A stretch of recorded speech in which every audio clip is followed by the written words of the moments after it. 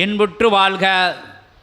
அகத்தியமே ஜெயம், ஜெகத்தியமே அகத்தியம்.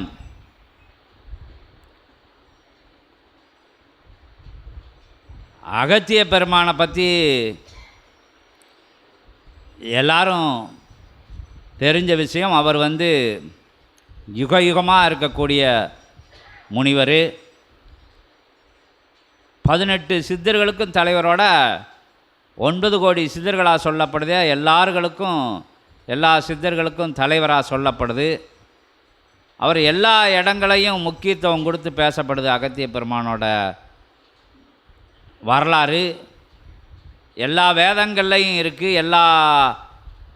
எல்லா இதிகாச புராணங்களையும் அகத்திய பெருமான் இல்லாமல் ஒரு புராணம் கூட நம்ம சுட்டி காட்ட முடியாது. அகத்தியரோட பெருமையை சொல்லணுன்னா சொல்லிக்கிட்டே இருக்கலாம். அவர் பல நிலைகளில் பல அவதாரங்கள் எடுத்திருக்கார். அகத்திய பெருமான் இறைவன் அவதாரம் எடுத்த மாதிரி யுக யுகங்களுக்கு அகத்திய பெருமான் வெவ்வேறு அகத்திய பெருமானாக அவதாரங்கள் எடுத்திருக்காங்க. ஒன்றுக்கு மேற்பட்ட அகத்திய பெருமான்கள் ஒரே இப்போ சிவ அவதாரம் எப்படி எடுத்திருக்காங்களோ, நாராயண பெருமான் எப்படி அவதாரம் எடுத்திருக்காங்களோ, அதே மாதிரி அகத்திய பெருமானும் பல்வேறு அவதார நிலைகள் இருக்கதா சொல்லப்படுது. ஒவ்வொரு யுகத்துலேயும் அகத்திய பெருமான் வித்தியாசமாக இருந்திருக்காரு. ஆனால் எப்போவுமே உயர்வான இடத்துல, உன்னதமான இடத்துல, முதல் இடத்துல தான் அகத்திய பெருமானை வச்சு சொல்லப்படுது. இங்கே சிவசபையில் எப்பவும் சொல்லத மாதிரி உலகத்தோட புண்ணியங்களெல்லாம், பிரபஞ்சத்தோட புண்ணியங்களெல்லாம், புண்ணிய ஆற்றல்கள், ஒட்டுமொத்த புண்ணியங்கள், 33 நவகோடின்னு சொல்லக்கூடிய பேராற்றல்கள்லாம், பிரபஞ்ச ஆற்றல்கள்லாம் சிவனோட திருமண கோலங்கப்பான ஒரு எல்லைக்கு போகையில் அவளை புண்ணிய நிலைகளும் தாங்க முடியாமல் பூமி தாழ்ந்து, அந்த பாரம் தாங்க முடியாமல் தாழ்ந்து, அதாவது புண்ணியம் உயர்வு ஆட்சி செய்யலை, பாவ நிலைகள் இங்கிட்டு மேலோங்கி இங்கிட்டு உயர்ந்துருச்சு அப்படின்னு சொல்லி அதை சமன்படுத்துறதுக்கு யார்கிட்ட அந்த வல்லமை இருக்குது அப்படின்னு சிவபெருமான் பார்க்கையில் அகத்தியரால் தான் முடியும். இத்தனை பேரோட ஆற்றலை ஒட்டுமொத்தமாக கொண்ட ஒரே முனிவர் யாருன்னா அகத்திய பெருமானை வரவழைச்சி தென்பகுதிக்கு பொதிகை மலைக்கு போய், அது என்ன சூட்சமாக, அது அந்த புண்ணியத்துக்கு இணையான புண்ணியம் யார்கிட்ட இருக்குது, ஆற்றல் யார்கிட்ட இருக்குது, 7 கடலை குடித்தது யாருன்னு ரொம்ப சொல்லப்படுது. அகத்தியரை பற்றி சமன்படுத்தின வரலாறு உங்களுக்கு தெரியும்.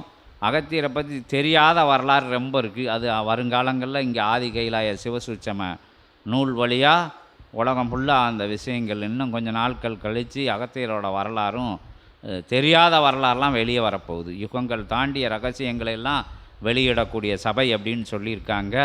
27,000 கோடி லோகங்கள் இருக்குதுன்னு இந்த நூல் வழியாக தான் நமக்கு முருகப்பெருமானுக்கு இத்தனை லோகங்கள் இருக்குதுன்னு தெரிய வருது. என்ன அதிசயமான விஷயங்களோ, சிவமகா வாழை சித்தன்னு ஒரு சித்தனை பற்றி இதுவரைக்கும் யுகம் அறிஞ்சது கிடையாது, தெரிஞ்சது கிடையாது. அந்த சித்தனோட விஷயங்கள் இங்கே இப்போ ஆதி கைலாய சிவசூட்சம நூல் வழியாக தான் வெளியே வருது. இது மாதிரி இன்னும் எண்ணற்ற விஷயங்கள் வரப்போகுது. அப்போ அகத்தியரை பற்றிய பெருமைகள், அருமைகள், இன்னும் உயர்வான விஷயங்களெல்லாம், பிரபஞ்சம் அறியாத விஷயங்களெல்லாம் அந்த நூல் மேலே ரகசியமான இன்னும் எத்தனையோ ரகசிய சூட்சமங்கள்லாம் வரப்போகுது. அப்படி அற்புதமான சபை இது. உலகத்திலே 14 லோகங்கள்லையும் இப்படி கடவுளை கூப்பிட்டு பேசுகிற இடம் எந்த சித்தர்களுக்கும் அந்த வல்லமையை யாருக்கும் கொடுத்தது இல்லைன்னு சொல்லுதாங்க. அவ்வளோ பெரிய ஆற்றல் மிகுந்த சபை இது. எல்லாரும் ஒத்துக்கிடுதாங்க. தேவேந்திரனில் இருந்து தேவர்களோட தலைவனாக சொல்லப்படுத சிவபெருமானிலிருந்து, முருகப்பெருமானில் இருந்து, பரந்தாமனில் இருந்து எல்லாரும் உயர்வாக இந்த சபையை சொல்லி நிற்கக்கூடிய ஆற்றல். இவ்வளவு வல்லமை, பெருமை, அருமைகளெல்லாம் புண்ணியம் நிறைஞ்சவங்களாகத்தான் உள்வாங்க முடியும். புண்ணியம் செஞ்சவங்க பூர்வ ஜென்மங்களில், அதற்கு முன்னால் ஜென்மங்களில் செஞ்ச புண்ணியங்களை உள்ளே வச்சுருந்தா தான் சிவகூரையில் புண்ணியமான விஷயங்கள் வெளியே சொல்லையில் அதை உள்ளே ஈர்த்துக்க முடியும். பாவ நிலைகளும் வேற்று மாற்று நிலைகளும் 4 அகங்காரம், அகம்பாவ, ஆணவ நிலைகளில் உள்ள சிந்தைக்குள்ளே இங்கே உள்ள வார்த்தைகள் செவி எட்டாது. செவி எட்டினாலும் சிந்தைக்குள் புகாது. சிந்தைக்குள் புகுந்தாலும் மனமானது ஏற்றுக்கொள்ள முடியாத நிலையில் தான் எல்லாம் இந்த உரை கேட்காதவங்க அங்கங்கே கேட்டுக்கிட்டு இருக்காங்க. மொழி கடந்து எல்லாமே மாற்று மொழி பேசக்கூடிய மாந்தர்கள் கூட இது மொழிபெயர்ப்பாக இந்த உரைகள்லாம் உலகம் ஃபுல்லாக சென்றுக்கிட்டு இருக்கு. எல்லாரும் உற்று நோக்குதாங்க சிவ உரையை என்ன சொல்லுதாங்க அப்படின்ட்டு. ஓரளவுக்கு மேலே போகையில் இவங்க ஏதோ ஒரு சம்மந்தமில்லாத விஷயம், இது இயற்கைக்கு புறம்பான விஷயம், இப்படி விஷயம் நிகழாது அப்படின்னு மாந்தர்கள் விலகி ஓடதும் உயர்வான புண்ணியவான்களெல்லாம் ஓஹோ உயர்தலம் இத்தலம் இது எங்கே இருக்குதுன்னு தேடி வரக்கூடிய நிகழ்வுகள் நடந்தேறி வருது.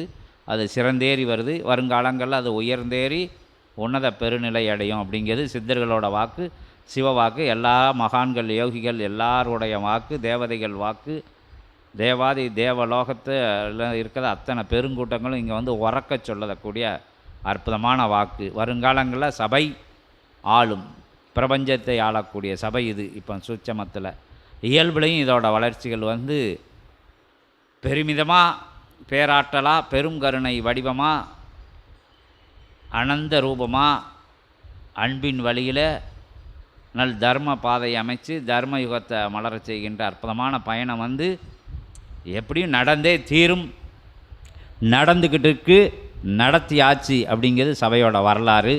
கலியுகம் மாந்தர்கள் தர்ம யுகத்தில் அமரணும்னா சிவசபைக்கு வந்து அமருங்க அப்படின்னு சித்தர்கள் கூக்கிரல் இட்டு அழைக்காங்க. இப்போ இந்த இந்த இந்த இந்த கூரை வந்து கைலாய கூரையாக திகழுது. இப்போ ஏன்னா சிவபெருமான் வந்து அமர்ந்தா பிற அந்த தலம் கைலாய தலம் தானே. சிவகூர தலம் வந்து இப்போதைக்கு கைலாய தலம். கைலாயத்தில் எங்கே கலியுகம் கைலாயத்தில் போய் வேலை பார்க்காது. அதனால் தர்மயுகம் மலர்ந்துருச்சு. தெரிஞ்சவங்க கலியுகத்தில் இருந்து தர்மயுகத்துக்கூட வந்துட்டாங்க. அதான் உயர்வு. அன்பு வழி, தர்ம வழி, சிவதவ வழி, இப்படி உயர்வான வழியெல்லாம் இன்னும் இங்கேருந்து உட்கார்ந்துருக்கிற சீடர்கள் சிந்தைக்குள்ளே எப்பவும் சிம்மாசனம் போட்டு அமர்ந்திருக்கு. அவங்க அந்த வழியிலிருந்து எப்பவும் மாற மாட்டாங்க. அதனால் அவங்களுக்கு காட்சிகள் தெரியுது, இறை அனுகிரகங்கள் கிடைக்கி, காரிய பலிதம் கிடைக்கி, சுய முன்னேற்றங்கள் கிடைக்கி, யுகலோகத்தில் சொல்லப்படுதில்ல பொருளியல் சார்ந்த விஷயங்கள், அருளியல் சார்ந்த விஷயங்கள்லாம் தடையற கிடைக்கும். இங்கே வந்துட்டான்னா வாழும் குருவோட அனுகிரகங்கள் கிடைக்கி, வாழும் குருவை எல்லையிட்டு எல்லை இருந்து பேசி மகிழுதாங்க, கண்டு மகிழுதாங்க, உணர்ந்து மகிழுதாங்க. அற்புதம் நடக்குது சபை இது. எத்தனையோ சீடர்கள் இல் சபை கண்டவங்கள்லாம் அதுக்கு சாட்சியாக இருக்காங்க. இது ஒரு தனி உலகம் அப்படின்னு யாரும் நினைக்க வேண்டாம். இது வந்து உண்மை, இறை உரை உயர் தலம்னு சொல்லுதாங்க. இறைவனே இறை நிறைய அமர்ந்த தலம்னு சொல்லுதாங்க. இறை அமைதியாக பணியலை வந்து சித்தர்களோட கையில் கொடுத்துட்டு அமைதியாக தவம் இருக்கிற இடம்னு சொல்லுதாங்க சிவபெருமான. முருகப்பெருமான் அற்புதமாக அந்த பணியை தன் கரங்களில் ஏந்து பிரபஞ்ச மன்னனாக முடிசூறி அமர்ந்து கலியுகத்தை மாற்றி தர்மயுகத்தை படைக்கின்ற அற்புதமான பயணம் தான் உங்கள்கிட்ட எல்லார்ட்டையும் பேசிக்கிட்டு இருக்காங்க. மாறி மாறி சித்தர்கள், தேவர்கள், ஞானிகள்லாம் வந்து இங்கே இவங்கெல்லாம் எல்லாரும் தேவாதி தேவர்கள்லாம் வந்து பணி செய்யலை. பரந்தாமன் வந்து 10 அவதாரத்தை சிவசபைக்கு தாரை வார்த்து, சிவநூலுக்கு தாரை வார்த்து கொடுத்து, அவரும் அமர்ந்து அனந்த சயன கோலத்தில் அற்புதமாக படுத்திருக்கின்ற இடத்துல தான் இப்போ இந்த சொற்பொழிவே இறை சொற்பொழிவே நடந்துக்கிட்டு இருக்கு. எந்த இடத்துலையும் இல்லாத மாதிரி இங்கே, அதாவது இங்கே சொல்லப்படுறத வந்து குறுக்காகவும் நெடுக்காகவும் கோடு போடுற ஒரே இடம் இந்த இடம்தான். பட்டையும் போட்டு நாமமும் போடக்கூடிய இடம். இரு ஆற்றலும் ஓராற்றலே, அது இறை மகா ஆற்றலே, இறை பிரபஞ்ச ஆற்றலே. ஒன்றுக்குள்ளே இருந்து சிவத்தில் இருந்து வந்ததான் அனைத்து விஷயங்கள்னு எல்லாருக்கும் தெரியும். பஞ்சபூதங்கள் சிவமாக இருக்குது, சிவத்துக்குள்ளே இருந்தால் எல்லா ஆற்றல்களும் உற்பத்தி ஆகுது அப்படிங்கிற உயர்வான விஷயங்களை ஏற்றுக்கிட்டு அதன் வழி பயணப்படுகின்ற எல்லா தெய்வங்களும் ஒரே நிலை தான் அப்படின்னு எல்லா அடையாளங்களையும் ஒன்றா தரித்து எல்லா வழிபாட்டு முறைகளையும் ஒன்றா வச்சுக்கிட்டு இருக்கு. அன்பே இறைவன் அப்படிங்கிற உன்னதமான விஷயத்தை உலகத்துக்கு எடுத்து சொல்லிக்கிட்டு இருந்த யோகிகளும் மகான்களும் தேவாதி தேவர்களும் இறைவன் சொன்ன இறை வாக்கையை நம்மளும் சபை வாக்காக வச்சு வழி நடந்துக்கிட்டு வரோம். இங்கே அற்புதம் நிகழ்வு எப்படி நடக்குன்னா, இங்கே எல்லா ஆற்றலும் இருக்குது. நாளைய நாளை நிர்ணயிக்கக்கூடிய காலதேவனை இங்கே தான் இறைவன்கிட்ட கேட்டு பெற்றுட்டு போகக்கூடிய ஒரு அற்புதமான நிலை நிகழுது. பஞ்சபூதங்கள் இங்கிருந்தான் இயங்குது. எல்லா சூட்சமும் இது பிரபஞ்ச சபைன்னு சொல்லிட்டாங்க. முருகப்பெருமான் இங்கே வந்து இருக்கிற நவக்கிரகங்கள் மண்டி போட்டு நிற்கிங்காங்க. அதனால் இந்த சபை ஆற்றக்கூடிய அற்புதமான பணி யுகமாற்ற பணி, அது ஈடு இல்லாத பணி. கலியுகத்தை தகர்த்துட்டு தர்மயுகம் மலரச் செய்யணுங்க. இறைவனே வந்து உட்கார்ந்து நிகழ்த்துகின்ற அகத்தியம் தலைமை ஏற்று அற்புத சித்தர்கள்லாம் ஒன்றா கூடி அற்புதமாக நிகழ்த்துகின்ற அருமையான தலம் இது. அதனால் இங்கே வந்து இந்த பணியில் சேர்ந்துக்கிட்டவங்க கலியுகத்துக்குள்ளேருந்து வெளியே வந்துடுதாங்க. கலியுகத்துக்குள்ளேருந்து வெளியே வரையில் என்ன ஆகாது, தர்ம யுகத்தில் உட்கார்ந்துருதாங்க. தர்ம சிந்தனை வந்தது, தயால குணம் வந்துடுது. எல்லா உயிரும் நம்ம உயிர் தான், அப்படிங்க நம்ம உயிர் மாதிரி அப்படிங்கிறத பரந்த சிந்தனை வந்துடுது. நான் எனக்கு மட்டும் நான் தான் அப்படிங்கிறத நான்கதை அகம்பாவம் ஆணவம் அகந்தையெல்லாம் அழிஞ்சு உள்ளுக்குள்ளே இறை நிலை வெளிப்படுது. அப்படி வெளிப்படையில் இங்கே இருக்கக்கூடிய கணங்களெல்லாம் வணங்கி நிற்கும். வந்து சீடர்களை சித்தனை வணங்குது ஒரு உரம் இருக்கையில் சீடர்களும் உயர்வாக சித்த நிலையில் சிவநிலையில் இறை நிலையில் சித்தனோட பாதையில் பயணப்பட்டு சித்தனோட அருள் பார்வை சிவபார்வை சித்த பார்வை சித்தர்களோட ஒன்றிணைந்த ஒரு பார்வையாக இருக்குது. இப்போ சித்தன்னா சிவமகா வாழை சித்தன்னா ஒரு ஆள் கிடையாது, 33 கோடி தேவர்களும் நவகோடி சித்தர்களும் 14 லோகங்களில் உள்ள ஆற்றலெல்லாம் ஒன்றா சேர்ந்த ஒரு அற்புதமான ஆற்றல்.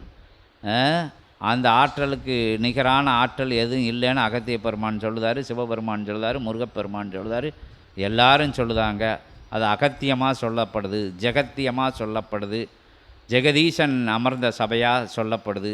எல்லா நிலைகளும் உள்ள ஆற்றல் வந்து இந்த தளத்தில் இருந்து பகிரப்படுது.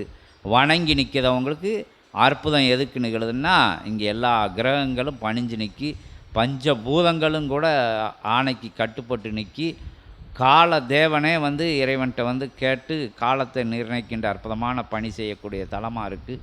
இவ்வளோ அற்புதம் நிகழ்ந்த சபையில் தலைவராக அகத்தியர் இருக்கார், தலைமை மாமுனியாக. அவர் சொல் கேட்டு சபை இயங்குது. ஓம் அகதீஷாய நமக என்கின்ற அற்புத நாமத்துக்குள்ள சிவமகா வாழை சித்தன் அப்படிங்கிற நாமமும் ஒளிஞ்சிருக்கு, உயர்ந்திருக்கு, ஒன்றா பிணைஞ்சிருக்கு, உயர்வான நிலையில் இருக்குது. ஓம் அகதீஷாய நமக சிவமகா வாழை சித்தாய நமக அப்படின்னு சொல்லையில் அற்புதம் இங்கே சீடர்களுக்கு நிகழ்ந்துக்கிட்டு இருக்குது. அந்த அற்புதத்தை எல்லாரும் கண்டு பயனடைஞ்சு வாழ்க்கையில் உள்ள இடர்கள் இன்னல்கள் எல்லாத்தையும் தகர்த்து எறிஞ்சு இறை பணி பிரபஞ்ச பணி கலியுக மாற்ற பணி செய்ய இங்கே வந்து அமரையில் உங்களை எல்லா கிரகங்களும் கூட வணங்கி நிற்கி ஒதுங்கி நிற்கி வழிவிட்டு நிற்கி அனுக்கிரகம் கொடுத்து நிற்கி ஆசீர்வாதம் கொடுத்து நிற்கி. அப்படிங்கிறதுனால தான் இங்கே வந்த உடனே உங்களுக்கு காரிய வெற்றிகள் அது இது நடக்காத விஷயம் நடந்துருச்சு, இறை பயணத்தில் எனக்கு தரிசனம் கிடைக்கல, அது கிடைக்கல, இது கிடைக்கல, நான் அங்கே போனேன் இங்கே போனேன் தலைகீழ இருந்து தவம் பண்ணேன், அந்த சித்தர்கள் இருந்த பீடத்துக்கு போனேன் இந்த சித்தர்கள் இருந்த பீடத்துக்கு போனேன், நான் போகாத இடம் கிடையாது, போடாத அன்னதானம் கிடையாது, நான் செய்யாத புண்ணியங்கள் கிடையாது, எங்கள் தாத்தா காலத்திலேருந்து புண்ணியம் பண்ணிக்கிட்டு இருக்கோம், எங்கள் பாட்டி காலத்திலேருந்து புண்ணியம் பண்ணிக்கிட்டு இருக்கோம், எங்கள் வீட்டு கதவு அடைக்கவே அடைக்காது, தான தர்மமெல்லாம் பண்ணிக்கிட்டு இருக்கோம், இடைவிடாது தர்மம் பண்ணிக்கிட்டு இருக்கோம் அப்படின்னு ஒன்றுமே தெரியாத விஷயங்கள்லாம் இங்கே வந்து எனக்கு தெரியுது உணர்த்தப்படுதுன்னு சொல்லதுக்கு உண்டான காரணங்கள் என்னென்னா, எவ்வளோ புண்ணிய நிலைகள் உங்கள் முன்னோர்கள் மூத்தோர்கள் நீங்கள் உங்கள் பூர்வ ஜென்மங்களில் செஞ்சிருந்தாலும் அதற்கு துணையாக இருக்கக்கூடிய மாற்று வேற்று நிலைகளும் எல்லாருக்கும் அந்த கோப அந்த சலன சஞ்சல பஞ்ச இந்திரியங்கள் வழியாக காம குரோத லோப மதம் ஆச்சரியங்கிற இழிகுணங்களின் வழியாக உணர்ச்சி பெருக்கால தவறுகள் செய்யாத ஜென்மங்கள் யாரும் மனித ஜென்மங்கத்தில் இருக்க மாட்டாங்க. அந்த நிலைகளெல்லாம் வினையாக வந்து புண்ணியத்தை வந்து பெற விடாமல் அடைச்சிருக்கும். அந்த புண்ணியம் எங்கே அங்கே அந்த பாவ நிலைகள் எங்கே போய் லாக்காகிருக்கு எங்கே போய் அடைச்சிருக்குன்னு சித்தர்கள் பார்த்து அதை வந்து ஒதுக்கி வைக்கக்கூடிய தலமாக இந்த தலம் திகழுது. ஒதுக்கி வைக்கல உங்கள் புண்ணியம் பூரா இங்கே மலை மாதிரி மலைன்னு வந்து இறங்கக்கூடிய தருணங்கள். அப்போ பாவ நிலைகளெல்லாம் ஒதுக்கப்படுது, ஒதுக்கி வைக்கப்படுது, தள்ளப்படுது, தகர்த்தெறியப்படுது. அப்படிங்கிற புண்ணியத்துக்கு மேலே புண்ணியம் நல்ல வார்த்தைகள் சொல்லுது, சிவசபை வரலாறு சொல்லுது, சித்தனோட வரலாறை சொல்லுது. ஓம் அகதீஷாய நமகங்கிற நாமம் எப்போ பார்த்தாலும் ஒலிக்குது, எங்கே போனாலும் ஒலிக்குது. உறங்கையில் கூட ஓம் அகதீஷாய நமக அப்படிங்கிற நாமம் வந்து கேட்டுக்கிட்டே இருக்கும். அப்படிங்கிற அகத்திய பெருமான் வந்து இங்கே சிவமகா வாழை சித்தனை அறிமுகப்படுத்துறதுக்கு அமர்ந்த தலமாக கருதப்படுது. அது கலியுகத்தை மாற்றி தர்மயுகம் மலர்வதற்குண்டான ஒரு அற்புதமான வார்த்தைகளாக உபயோகப்படுத்தி அது எல்லைகள் தோறும் சீடர்கள் இல்லங்கள் தோறும் புகுந்து சித்தனோட வடிவமும் சிவசபையோட எண்ணமும் உலகமெல்லாம் பரப்பப்பட்டு அதன் மூலமான அற்புதமான நிகழ்வு நடந்தேற உள்ளது. அதான் எல்லா சித்த தேவாதி தேவகணங்களெல்லாம் இந்த இடத்துல இருந்து சொல்லிக்கிட்டு இருக்காங்க. இறை உரைச்சிக்கிட்டு இருக்கு. சித்தர்கள் தலைவன் அகத்திய பெருமான் அதையே பறைசாற்றி அமர்ந்திருக்கின்ற அற்புதமான தலம் அப்படிங்கிறத சொல்லி முகப்பு உரையில் எப்பவும் ஏதாச்சும் உரைச்சிக்கிட்டே இருக்க வேண்டியது இருக்குது. ஏன்னா மக்களை உஷார் படுத்திக்கிட்டே இருக்க வேண்டியது இருக்குது. களி நிலைக்குள்ளே அமிழ்ந்து போய்விடாமல் அயர்ந்து உறங்கி விடாமல் அப்பப்போ அவங்கள தொட்டு தட்டி எழுப்பிக்கிட்டே இருக்க வேண்டியது இருக்குது. அதனால தான் இந்த ஆதி கைலாய சிவசூட்சம நூல் அற்புதமான இறைவனே நூலாக இறைவனே தன்னையே உருக்கி அற்புதமாக அமர்ந்த தலம் இது. இறை அவதாரம் நிகழ்ந்த தலம் இது. இப்படி எண்ணற்ற விஷயங்கள் இங்கே இருக்குது. அதெல்லாம் சொல்லிக்கிட்டே போகலாம். ஏன்னா எத்தனையோ மாற்று வேற்று போலிகளை கண்டெல்லாம் ஓடி மக்கள் என்ன செஞ்சுருக்காங்க, அங்கே சாமியார் இருக்கான், இங்கே முனிவர் இருக்கான், அங்கே குளிக்காமல் உட்காந்துருக்காரு, அவரை பார்த்த உடனே நல்லது நடக்கு, இங்கே ஒரு கோட்டிக்காரன் இருக்கான், தலையில் தொங்கிட்டு இருக்கான், நிறுவனத்தோடு உட்காந்துக்கிட்டு இருக்கான், அந்த இடத்துல அது நடந்தது இது நடந்ததுன்ட்டு எங்கேயோ போய் பித்து பிடிச்சவங்களையெல்லாம் சித்தன் நினச்சி அலையத கூட்டங்கள் அலைஞ்சிக்கிட்டு இருக்குது. எதுக்குன்னா எதை தின்னா பித்தம் தெளியும் அப்படின்னு எதையோ திங்கிறதுக்கு சித்தர்கள்னு பூரா புத்தி சுவாதீனம் இல்லாதவங்களை கூட போய் பார்த்து வணங்கி நிற்கக்கூடிய கூட்டங்கள் இருந்துக்கிட்டு இருக்குது. இங்கே சித்தர்களே கூவி சொல்லிக்கிட்டு இருக்காங்க உபதேசத்தையும் அருளுரையிலும் பேருளையும் வேணையை இப்படி ஒதுக்குதோம் அப்படின்னு சொல்லி உறக்க கூவிக்கிட்டு இருக்காங்க. அதை வணங்கி கேட்கறவங்க தர்ம யுகத்துக்குள்ளே இந்த சிவ வளையத்துக்குள்ளே சித்த வளையத்துக்குள்ளே ஏன் இங்கே அந்த விஷயங்கள் இங்கே உயர்வாக சொல்லப்படுதான், ஏன் சித்தர்கள் தேவர்கள் மகான்கள் எல்லாம் இங்கே உட்கார்ந்துருக்காங்கன்னா, இங்கே சிவமகா வாழை சித்தன் 11,000 யுகமாக தவம் இருந்த யுகம் அறியாத சித்தன் இனிமே யுகம் அறிய போகிற சித்தன் சிவ அவதாரமாக சொல்லப்படுது. அதுக்கு அந்த சித்தனை பற்றி சொல்லன்னா, ஆற்றலை பற்றி சொல்லன்னா பிரபஞ்சமே அந்த சித்தனான்னு சொல்லப்படுது. அப்படி இருக்கிற வரலாறை கூட இடமா இருக்குது. அது யுகம் அறியலை, யுகம் பூரா அதை உணரையில். யுகம் அழியாது, ஆனால் யுகம் மாறிடும், தர்ம யுகத்தில் இருக்கும். அப்போ எல்லாருமே சிவமகாவாளை சித்தனோட பிம்பங்களாக இருப்பாங்க. எல்லாரும் இறை நூல் தாங்கும் சீடர்களாக இருப்பாங்க. எல்லா இடங்களையும் இறை நூல் பெருக்கெடுக்கும். அதாவது ஒன்றுக்கு மேற்பட்ட நூல்கள், இப்போ 2, 3, 4 நூல் இருக்குதுன்னு வச்சுக்கோங்க. வளர் நூல் எத்தனையோ இருக்குது, எல்லாத்துக்குள்ளேயும் நூல் பூந்துருச்சு. அதான் ஒரே சித்த சபையோட சீடர்கள், உன்னதமான உயர்வான சீடர்கள், சபை கண்டவர்கள் எல்லாரும் இருக்காங்கன்னா அவங்களுக்குள்ள நூல் இருந்து சூட்சமமாக வழி நடத்திக்கிட்டு இருக்கு.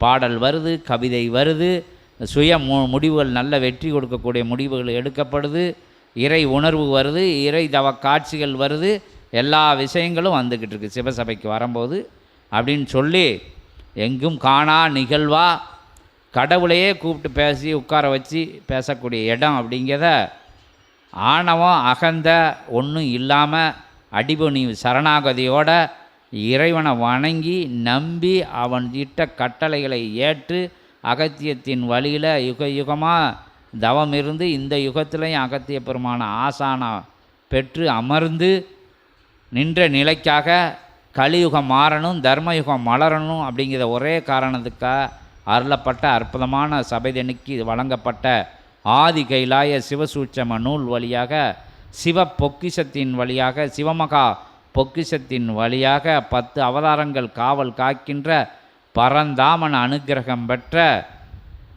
அற்புதமான அருள் பேழை சிவசித்த மகா பேழை வழியாக நாயன்மார்களும் ஆழ்வார்களும் ஒரு சேர் அமர்ந்திருக்கின்ற அற்புத நூல் வழியாக முதலாசி நித்த ஆசியாக நிகரில்லா ஆசியாக அவ்வை அதிகாலை பொழுதிலே அற்புத நேரத்திலே வழங்குகின்ற ஆற்றல் மிகுந்த நூலாக இருக்கின்ற ஆதி கைலாய சிவசூட்சம நூல் திறந்து அற்புத பேழை திறந்து ஆற்றல் மிகுந்த சிவமகா சித்த பேழை திறந்து பிரபஞ்ச மகா பேழை திறந்து பிரபஞ்சமாய் வந்தமர்ந்த அற்புத பேழையிலே இருந்து அருண்சபை அமர்ந்த பெருஞ்சபை அமர்ந்த பெருமகா இறை சபை அமர்ந்த இறை உரை உயர் இறை நிறை நிகரில்லா தலத்திலே அமர்ந்திருக்கின்ற இறைவனை, ஈசனை, எம்பெருமானை, சிவபெருமானை, அப்பனை, ஐயனை, ஆற்றல் மிகுந்தவனை, பஞ்சபூதங்களாய் அமர்ந்த பார்போற்றும் பாராள வந்த சபையை பகிர்ந்தமர்ந்த சிவத்தை, சிவபெருமானை வருக வருக என வருக வருக என ஒரு பாட்டு படிச்சுட்டு அதுக்கு பிறகு ஓம் நம சிவாய சிவாய நமக சிவ சிவ சிவ சிவ சிவாய நமக பவாய பவாய சிவாய நமக ஓம் நம சிவாய சிவாய நமக சிவனே வருக பவனே வருக சிவாய வருக பவாய வருக